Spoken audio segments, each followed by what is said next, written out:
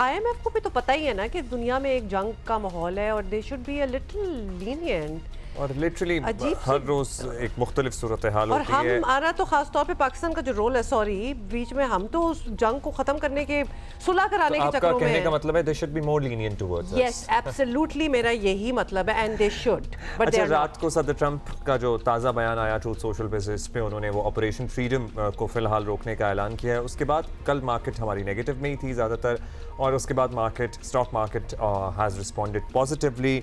सुबह जब आगाज़ हुआ तो 3000 से ज़ायद पॉइंट्स का इजाफा हुआ था, अभी भी 2900 से ज़ायद पॉइंट्स का इजाफे पे मार्केट चल रही है। अब बताना आपको ये है कि हुकूमत और आईएमएफ के दरमियान नए साल के बजट पर मुशावरत का सिलसिला जो है वो शुरू हो गया है। जो इतलात आ रही हैं उससे यही लग रहा है कि आने वाले बजट में आवाम के लिए रिलीफ की कोई सूरत निकालना ये आसान नहीं होगा।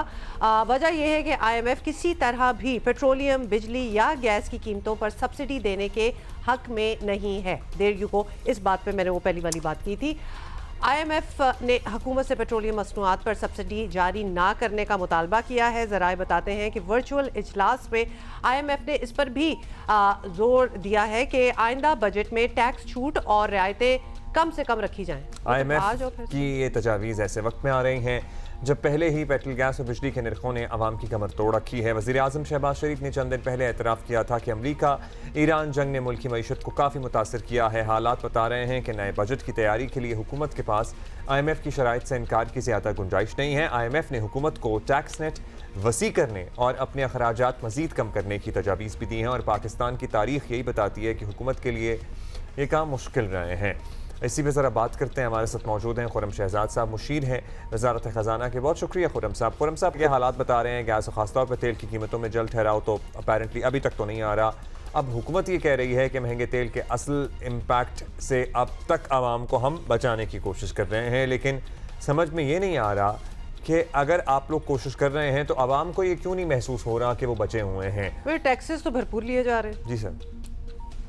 देखिए, पहली बात यह है कि टैक्सेस का जो इम्पैक्ट है अभी भी अगर आप टोटल टैक्स देखें पेट्रोल की कीमत में, डीजल की कीमत में और दूसरी प्रोडक्ट्स की कीमत में, अभी भी अपने वो एवरेज या हाई से रिलेटिवली कम है। और अगर आप रीजनल एवरेज देखें, ग्लोबल एवरेज देखें, यानी कि कितना दुनिया में तेल बिकता है और कितना डीजल बिकता है, उसके अंदर जो प्राइस होती है उसके अंदर कितना टैक्स होता है और लिविस कितनी होती हैं और सेल्स टैक्स वगैरह कितने होते हैं, तो वो अगर आप देखें तो रफली कोई 35 से 40% के बीच में, अगर आप रीजन की भी एवरेज देखें 35 से 40% के बीच में जो है वो टैक्स का लोड होता है। यानी कि मिसाल के तौर पे 100 रुपये अगर जो है टोटल प्राइस है तो उसके अंदर 40 रुपये या 35 रुपये या 38 रुपये टैक्स का लोड ऑन एवरेज जो है वो आ रहा है। और हमारे यहाँ अगर आप देखें तो आपको याद होगा कि डीजल और पेट्रोल की कीमतों में जो है 80-80 रुपया जो है वो पेट्रोलियम लिवी था और सेल्स टैक्स नहीं है। सेल्स टैक्स जो 18% स्टैंडर्ड है, हर प्रोडक्ट पे होता है, हर कंजम्पशन वाली प्रोडक्ट पे होता है, वो 4 प्रोडक्ट्स पे पाकिस्तान में नहीं है। पेट्रोलियम प्रोडक्ट्स पे पेट्रोल, डीजल है, उसके अंदर लाइट डीजल है, उसके अंदर केरोसिन है और दूसरे प्रोडक्ट्स हैं। तो अगर आप ओवरऑल एक तो ये हो गया कि सेल्स टैक्स नहीं है, दूसरा जो पेट्रोलियम लिवी है उसका भी इम्पैक्ट देखें तो टोटल टैक्स का अगर आप इम्पैक्ट देखें तो पेट्रोल का 32% के करीब बनता है और डीजल का तो 15% से भी कम है, क्योंकि डीजल में आज भी जो है वो पेट्रोलियम लेवी उस लेवल पे नहीं आई है जिस पे इस जंग से पहले थी। और पेट्रोल में भी थोड़ी सी कमी की गई है लेवी में रिलेटिवली, रिसेंटली उससे पहले बढ़ाई गई थी। लेकिन अच्छी बात यह कि प्राइम मिनिस्टर ने 1 महीना जो है वो रिलीफ को भी आगे किया। आपने देखा होगा कि अगर मोटर बाइक्स को या एग्रीकल्चर छोटे लैंड ओनर्स को ट्रांसपोर्टेशन के मद में या फिर रेलवे के किरायों की मद में या फिर डीजल की गाड़ियों को जो है सपोर्ट करने की मद में प्रोविंशियल गवर्नमेंट्स के साथ जो किया गया है वो अभी भी जो है जारी है। तो एक तरफ अगर जो है प्राइस थोड़ी सी बढ़ाई जाती है तो दूसरी तरफ रिलीफ को भी कंटिन्यू किया जाता है। तो एक बैलेंसिंग एक्ट जो है वो करने की कोशिश की जा रही है।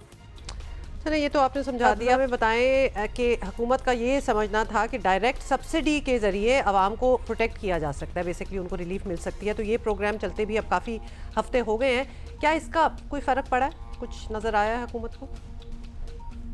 देखिए, फ़र्क से क्या मुराद है? फ़र्क से मुराद ये है कि आप देखें सप्लाई आपकी इंश्योर्ड है, सप्लाई में कोई खलल नहीं आया है, बल्कि अब अगर आप सप्लाई की सिचुएशन देखें तो पाकिस्तान की फॉर्चुनेटली रिलेशंस अच्छे हैं और पाकिस्तान ने बहुत बड़ा, आपको पता है, रोल अदा किया है सालिसी का, दुनिया भर की इकोनॉमी को बचाया है सीज फायर करवा के और एक एक्सटेंडेड सीज फायर करवा के। मैं आपको बताऊं $3.5 ट्रिलियन के इक्विवेलेंट जो है इम्पैक्ट हो गया आ रहा था ग्लोबल इकोनॉमी पे। 3-4-5% बनता है पूरी ग्लोबल इकोनॉमी का, वो जो है अब नहीं है, वो कम हो गया है रिलेटिवली, ऑल्दो प्राइसेस ऊपर हैं, लेकिन जो इम्पैक्ट है वो उसको कम करने में पाकिस्तान ने बहुत बड़ा रोल प्ले किया है। और पाकिस्तान के पास जो सप्लाई है वो पहले, आपको पता है, पहले मार्च का महीना था, फिर मार्च से अप्रैल हुआ, अप्रैल मई फिर कवर हो गया, अब मई और जून के भी 2-3 हफ्ते कवर्ड हैं अल्हम्दुलिल्लाह हमारे पास। जो जहाँ तक सप्लाई की सिचुएशन है, ना गैस की शॉर्टेज उस तरह से है, एलपीजी की ना डीजल की है उस तरह से, ना पेट्रोल है की शॉर्टेज है, ना क्रूड ऑयल की है। तो देखिए, पहली बात तो सप्लाई को इंश्योर करना, जिसकी वजह से आपको सिक्योरिटी सिचुएशन नहीं देखने को मिली अल्हम्दुलिल्लाह किसी पेट्रोल पंप पे, किसी गैस स्टेशन पे, जिस तरह से रीजन में हुआ है, इंडिया में हुआ है। इनफैक्ट इतने बड़े जो इकोनॉमी है, इतने बड़े रिजर्व उनके पास, उनके बावजूद हमारे यहाँ तो लिमिटेड रिजर्व है, लिमिटेड रिसोर्सेज हैं। मैं कहने का मतलब ये है कि इम्पैक्ट जो है नहीं हुआ एक आम आदमी को जहाँ डिजर्व करता है वो।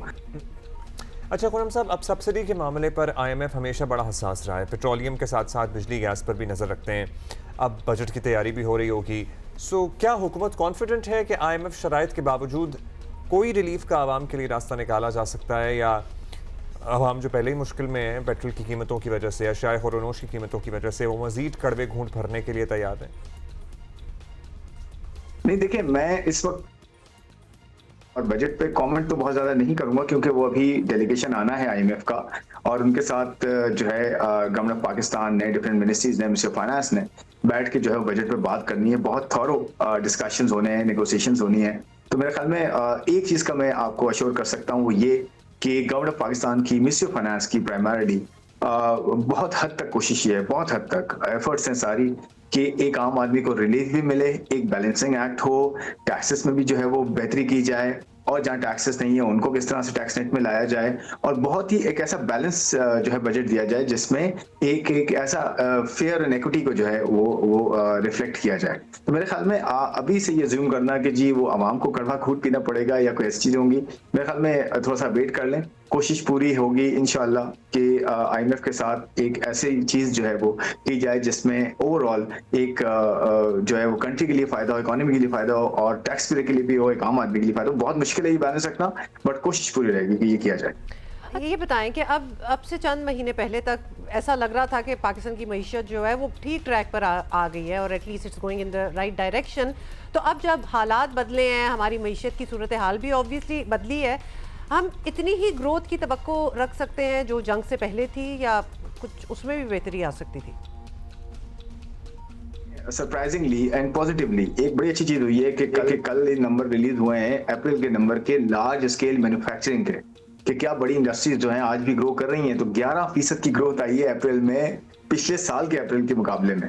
तो ये कि एक अच्छी डेवलपमेंट है, ये सरप्राइजिंग है, और लेकिन अच्छी डेवलपमेंट है कि इंडस्ट्री अभी भी जो है वो जो एक मोमेंटम बना है पिछले 6-7-8 महीने में ग्रोथ का, उसे जो है कंटिन्यू कर रही है, सस्टेन कर रही है। और अच्छी बात ये एक्सपोर्ट्स की अगर आप नंबर देखें तो जो कल पाकिस्तान ब्यूरो ऑफ स्टैटिस्टिक्स ने नंबर रिलीज किए हैं ट्रेड के ऑफिशियल नंबर्स, उसके अंदर जो है 9%, 9.5% की जो ग्रोथ है वो मंथ ऑन मंथ है, यानी कि अप्रैल के मुकाबले में मार्च के मुकाबले में अप्रैल में 9.5% की ग्रोथ आई है एक्सपोर्ट। और फिर साथ में IT और टेक्नोलॉजी एक्सपोर्ट्स में जो है 20% का इजाफा होता जा रहा है, उसमें बेहतरी आई है। लास्ट मंथ $400 मिलियन क्रॉस किया है हमारी टेक्नोलॉजी एक्सपोर्ट्स ने। तो देखें, सिल्वर लाइनिंग्स हैं इसके बावजूद कि ये इस वक्त टफ टाइम है, पूरी दुनिया के लिए टफ टाइम है, हमारे लिए भी है, पूरी रीजन के लिए। हम कोशिश कर रहे हैं सालिसी करें और इकोनॉमी ना सिर्फ हमारी बेहतर हो और ग्रोथ पे आ रही है, आहिस्ता आहिस्ता ट्रैक पे चढ़ रही है और इसको कंटिन्यू मिले, बल्कि पूरी दुनिया की इकोनॉमी बेहतर हो और ओवरऑल जो है एक जो है वो बेहतरी का जो है वो समा बने। शुक्रिया आपका खुर्रम साहब, thank you for being with us.